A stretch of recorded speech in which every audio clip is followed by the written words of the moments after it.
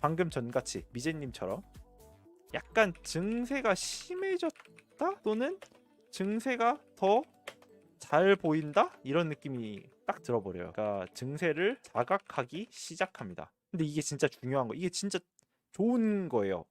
왜냐면 증세가 자각된다는 거는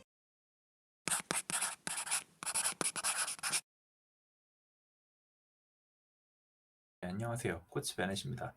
이번 영상의 경우에는 저번에 상담을 했었던 ADHD 관련된 컨텐츠인데 중간에 상담 내용이 두 개가 섞여 버렸더라고요. 주된 상담 내용 자체는 내가 ADHD 약을 먹기 시작했는데 뭔가 시간이 지날수록 나의 ADHD적 증상들이 더 선명하게 보이는 게 좀 크다 보니까 약이 잘 듣고 있는 건가? 이게 혹시 부작용이나 나에게 약이 안 맞는 게 아닌가라는 질문에 대한 대답이었어요. 그 부분을 한번 들어주시면 좋을 것 같습니다. 감사합니다. 지금 약 먹으신 지 얼마나 되셨죠? 올 여름 초부터니까 6개월이 좀 넘은 것 같다. 그렇군요. 자, 제가 방금 전에 혜혜님한테 이야기를 드리려고 했던 거 그거였었거든요. 저 두 가지 동시에 하지 말고 약을 먹어라. 약부터 먹자. 약을 먹으면 조금 더 집중에 도움이 될 거다. 저거 지금 본인이 어떻게든 책을 읽고 싶고 어떻게든 컴퓨터 안 하고 싶고 막 그러니까 몸이 외치는 거야. 어떻게든 자꾸 그렇게 복합행위로 푸는 것 같은데 그러지 말고 약을 먹으면 그 복합행위를 조금 줄일 수 있을 것 같거든요. 걸을 땐 걷는 거에 집중하고 막 이런 것처럼. 근데 이제 미제님은 약을 먹은 뒤에 뭔가 이 본인의 ADHD의 특성에서 잘 느껴진다.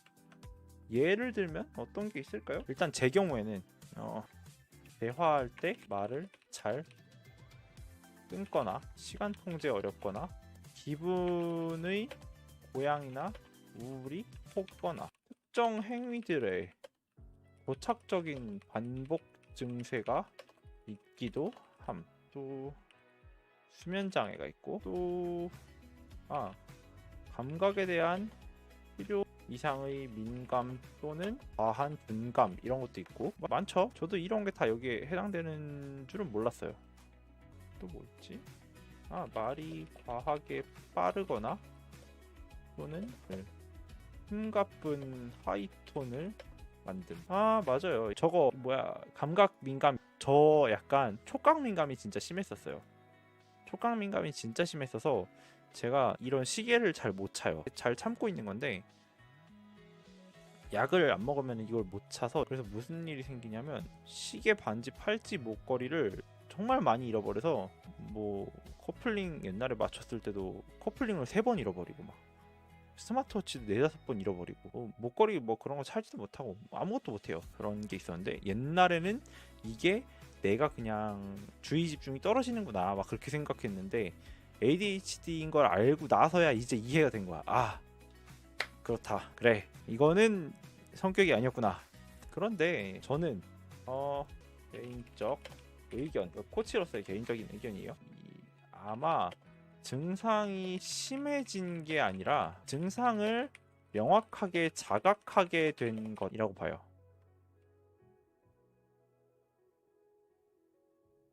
그치. 이 ADHD 관련 이야기를 하면 듣고 있는 사람들 대부분 이제 난가?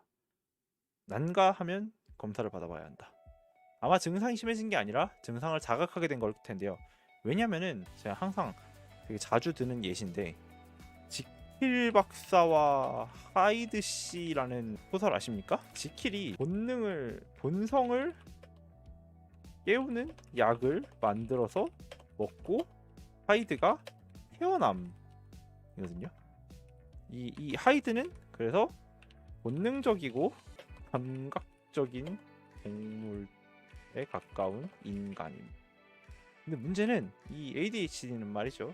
태어나기를 하이드로 태어난 것 같음 가끔씩 느낀데 진짜 심각한 막 사이코패스에 대한 그런 게 아니라 감정적으로 너무 충동질을 자주 당해요 여기는. 근데 문제는 이게 뭐 이게 막 나쁘다 이런 게 아니야. 그냥 그 일반적으로 살았을 때 지킬로 커나갈 수 있는 사람들이 있거든. 교육을 받고 하라면 하라는 대로 하고. 근데 이게 그게 안 되는 거야. 문제는 이제 ADHD가 약을 먹으면 BADHD 사람들처럼 행동할 수 있을까? 반은 맞고 반은 틀렸다 입니다. 이게 오늘의 주제이기도 해요. ADHD에게 약 말고 필요한 것에 대한 이야기. 정확하게 딱 그 주제가 될 만한 것들을 갖고 온 거예요. 왜냐면 이게 그 약의 효과는 도파민이 재흡수되는 속도를 늦춰주거나, 현재 두 개가 있죠. 재흡수되는 속도를 늦춰주는 것이지 없던 생활 양식이나 습관이 생겨나게 하는 것은 아니다. 무슨 이야기냐? 약을 먹으면 그냥 나는 도파민이 천천히 흡수되는 사람이 되는 거야. 노르에피네프린이 천천히 흡수되는 사람이 되는 거지. 그게 곧 없던 어떤 능력이 생겨나갖고 상대방의 말을 끊지 않게 된다거나, 갑자기 계획을 잘 세우게 된다거나, 갑자기 거짓말을 안 하게 된다거나, 이런 건 아니란 말이야. 그냥 그 증상이 괜찮아지는 거예요. 결국 살아온 양식과 습관은 이제부터 꺼나가야 하는 것이에요. 증상이 개선되면 뭐 집중할 수는 있죠. 그게 예를 들면 그래, 대화에서 티가 날 때가 있어. 대화를 조금 천천히 하게 되는 것도 있어. 상대방 말을 조금 덜 끊는 것도 있어. 근데 그게 저 사람의 말에 조금 더 집중할 수 있게 되거나, 아니면은 내 생각이 조금 천천히 흘러가거나, 그래서 그런 거지, 내 하고 싶은 말만 하던 그 성격이 사라진 게 아닌 거야. 그러니까 ADHD는 증상이 성격에 영향을 주는 태에 가깝다 보니 성장하는 과정에서 ADHD적 증상들이 내 성격이나 습관의 형성에 많은 영향을 미침. 그러나 증상을 약물로 통제한다 해서 한 번에 고성능 얌전 인간이 되는 건 아님. 이게 쉽지가 않다고. 고성능 얌전 침착 집중 잘하는 이 가생살인 인간이 되는 건 아니야. 왜? 여전히 나는 내 하고 싶은 말만 하던, 그러니까 타인의 시선을 의식하지 않고 내 하고 싶은 말만 하던, 또는 뭐 3명 4명이 같이 대화해도 얘 신경 쓰고 얘 신경 쓰고 그런 게 아니라 얘네들이 하는 말 하나하나에 내 의견을 넣지 않으면은 이 화가 안 풀리던 그런 류의 인간으로 살아온 거의 한 10수년의 세월이 있는 거야. 그러니까 나는 여전히 약을 먹더라도 조금 진정될 뿐이지 내가 하고 싶은 말은 다 하고 있고, 그냥 말을 좀 조리 있게 하게 된 것 뿐이지. 또 약을 먹더라도 노력을 하긴 하지만 계획을 세우거나 변수를 고려하는 그런 능력이 없던 게 갑자기 생겨나는 건 아니지. 그래서 그렇게 ADHD가 약을 먹기 시작한다면 처음에는 나름의 집중과 몰입, 약 기운의 효과에 새 세상이 열리는 것 같지만 조금 지나다 보면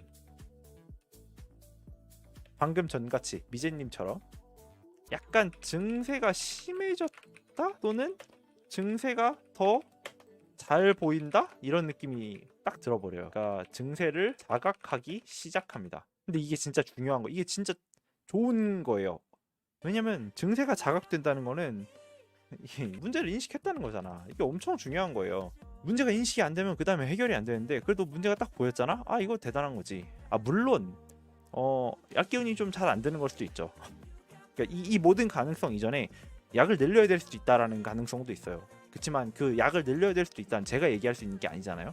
그러니까 뭐 이제 병원에서 의사 선생님이랑 얘기하면서 선생님 제가 요새 자꾸 이러는데요 그랬을 때 문제를 인식하고 있군요 이거일지, 아니면은 약을 좀 늘려야겠군요 일지는 아직 모르는 거니까 얘기를 해보고, 그러나 일단은 문제가 인식되었다면은 이제 인식한 문제들을 유형별로 구체화해서 조금씩 큐를 잡기, 이럴 때 이렇게 하기, 저럴 때 저렇게 하기, 이런 식으로. 제가 학생들이랑 가끔 이야기하는 거 있잖아요. 이렇게 그 남의 말 끊지 말기, 주제가 다 끝난 다음에 다음 주제로 넘어가기, 아니면은 그 결과와 설명을 바꿔서 결과부터 이야기하기, 이런 식으로 인식한 문제들을 유형별로 구체화하고 큐를 하나씩 잡아나가는 거예요. 그리고 4개 가장 유효했던 방법은 R을 물로 나눠 인식해보는 거예요. 약을 먹지 않은 베넷, 약 기운이 돌고 있는 베넷, 이렇게 나눈 거예요. 이렇게 둘로 나눠서 이 자식과 이 자식을 다르게 보기 시작하는 거야. 우선 여기부터 얘기를 해야지. 남의 말 자꾸 끊고 지할 말함. 말을 길게 뽑아서 함. 타인이 모를 거라고 생각 안 하고 자꾸 어려운 말을 해. 그러니까 이게 똑똑해 보이려고 하는 게 아니야. 그냥 내가 말하면 얘도 당연히 알고 있겠지, 이런 거야. 이게 어떤 느낌이냐면, 어른이, 그러니까 아이랑 어른이 이렇게 있잖아요. 이렇게 벽을 놓은 상태에서 여기서 이렇게 작은 물체 같은 걸 주잖아요. 그럼 요게 만약에 아이라고 쳐봐. 아직 뇌의 발달이 덜 된 아이의 입장에서 이 상태에서 얘기를 하잖아요. 그러면은 요 상대방이 이걸 보고 있다고 생각하고 이거에 대한 이야기를 하고 있어요. 이 각도에서는 안 보인다라는 걸 고려하지 못해요. 이게 아직 그 뇌의 성장이 좀 덜 됐을 때 일어나는 일들 중에 하나거든요. 근데 약간 그런 거랑 비슷해. 커서도 그 습관이 남아있어. 그러니까 타인의 시선에서 혹은 타인의 그 인지 상태에서 내가 말하는 게 나랑 완전히 다르게 살아온 이 사람은 이걸 모를 수도 있구나라는, 혹은 내 의식 속에서 멋대로 일어난 주제 변환을 이 사람은 못 따라올 수도 있구나라는 거를 생각을 안 하고 멋대로 일단 이야기를 진행시킬 때가 있어요. 이거 아주 못돼 처먹은 습관인데, 저희 작은아버지가 저한테 이거 갖다가 맨날 뭐라고 했었거든요. 작은아버지는 혼내시는 사람 아니고 좀 비아냥거리는 사람인데, 넌 그래서 안 될 거라고 막. 그래서 옛날엔 이게 진짜 화가 났었거든. 근데 나중에 크고 보니까 이게 이 약을 먹지 않은 베넷의 감각이었구나. 우리 하이드가 이러고 살고 있구나 라는 걸 이제 이해한 거야. 뭐가 있을까? 시간 약속의 나이브함. 그러니까 시간 약속이나 일정 관리에 좀 나이브한 면이 있음. 카페에서 자꾸 옆 테이블들 이야기를 듣고 관심 보임. 맞아. 잦은 거짓말과 변명, 부풀리기, 허세스러운 반응, 이런 거. 내가 뭔가 다 아는 것처럼, 내가 뭔가 좀 많이 할 수 있고 그런 것처럼, 이런 것들이 이제 약을 안 먹은 베넷의 제 이런 거라면, 이제 그러면 약을 먹는 나는 이 반대의 인간이 되고자 노력하는 것에 가깝다고 봅니다. 실제로 이런 식으로 되게 많이 해요. 내가 대화할 때 다시 이런 반응이 나오잖아? 그럼 이제 머릿속으로 돌아보는 거야. 내가 지금 약 기운이 떨어졌나? 아니면은 나 지금 약을 먹었는데도 왜 이러지? 내가 지금 아직도 습관을 못 고치고 있나? 그러면서 조건들을 계속 보는 거예요. 그리고 이거를 내 탓을 안 하는 거야. 약을 안 먹은 베넷이 이제껏 쌓아온 업보지, 약을 먹은 베넷은 잘못한 게 없다. 아직 시간이 걸리는 이렇게 하는 거야. 그러니까 너무 필요 이상으로 자책하지 않기 위한 방법이거든요. 반성적 사고는 필요하되 발전을 위해서는 스스로를 좀 나눠서 생각할 필요가 있다. 약을 드세요. 약을 먹은 다음부터 만들어지는 것들을 충분히 잘 즐기면서 성장을 하다가 어느 순간에 갑자기 내 그런 모습들이 자각이 더 많이 되면 될수록 그런 것들을 자책하지 않고 분리해서 다시 이해를 하는 거지. 그리고 그걸 고치기 위해서 조금씩의 이 코칭의 형태든 뭐 일기의 형태든 아니면 뭐 스스로 반성하는 형태의 이런 인터뷰든 이런 이야기를 해야죠. 그리고 이 모든 결론이 뭘로 나냐? 자기 통제력 강화 점을 둔 일상 훈련을 해보자입니다. ADHD에 약 말고도 필요한 것은 이거예요. 자기 통제력의 강화에 둔 일상 훈련. 약속을 지키기, 시간 약속에 늦지 않기 위하여 변수를 계산하기, 일기나 다른 것들을 통해서 기록을 남기고 피드백을 해보기, 그리고 본인이 약이 없을 때와 약을 먹었을 때의 두 상태를 나눠서 인식을 하고 본인이 고치고 싶은 나쁜 버릇들을 정리하고 유형화해서 계속 인지하고 있는 것. 이런 식으로 일상훈련을 해보는 거예요. 자기 통제력을 강화하면서. 저는 이게 ADHD에게 이 약 뒤에 필요한 작업이라고 보거든요. 근데 진짜 꼭 매번 이야기를 하고 싶은데 방송에서는 요즘은 ADHD에 대해서 관심이 많다 보니 병의 소개, 증상의 다양한 종류, 원인으로 추정되는 가설들 이런 거 얘기를 하고, 그리고 또 약물 치료를 권장하거나는 영상, 약물 치료 후 나아진 금쪽이 모습 이런 거 막 보여주거든요. 그리고 약물 치료가 나쁘지 않음을 홍보하는 영상 등 이런 것들이 참 많아요. 이 많다. 그런데 정작 약물 이후의 이야기가 없음. 실제로 약물을 먹는다고 다 바뀌는 게 아니거든. 이게 그 뭐라고 그럴까, 부모님들이나 보호자들이나 주변인들이 약물을 먹은 인간이 마이너스 한 50에서 한 30까지 올라오다 보니까 이 정도에 만족하는 경우가 좀 있음. 무슨 소린지 알죠? 우리 애가 대화가 안 되는데 약을 먹으니까 대화가 돼. 우리 애가 자꾸 막 거짓말 치고 막 자기 통제도 못하고 도착적인 행동을 보이고 그러더니 갑자기 약을 먹었더니 괜찮아졌어. 근데 문제는 이게 여기서 그치는 게 맞냐라는 거야. 이게 특히 막 성인 혹은 좀 늦은 청소년들, 공부에 대해서 동기까지 떨어져 버린 학생들은 많이 늦어버려서 이미 학습 능력에 영향이 와서 느린 학습자가 되거나, 또는 일상의 통제가 많이 흐트러져서 다시 잡기 어렵거나, 또는 이미 투약 전 너무 많은 실패와 낮은 성과로 자존감과 자기 효능감이 떨어진 상태가 되어버렸다면, 그 대부분이 이래요. 그건 약 이후에 다른 이야기를 더 해야 한다는 거지. 무슨 이야기를 하겠어. 당연히 약 이후 내 자기 통제력은 어떻게 회복되어야 하는가?